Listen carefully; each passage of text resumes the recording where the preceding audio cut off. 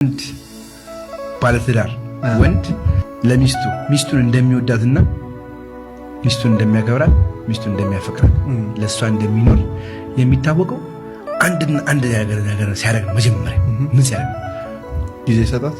አባቴ ይኸውልህ ጊዜ ካልሰጠህ አትወዳትም።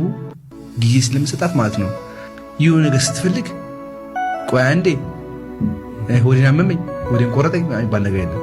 ዘቡ የሆነ ነገር ፈለገች አይደለ አለው እሺ ነው የምለው። ከአንዳንድ ነው ማቀብላት። የሆነ ነገር ፈለገች ከአንዳንድ ነው የምደርስላት።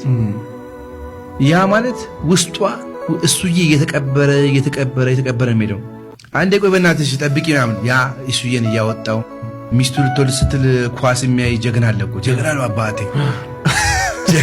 ምክንያቱም ነው ሁሉም ሴት መውለድ ይችላል፣ መሃን ካልሆነች መውለድ ይችላል።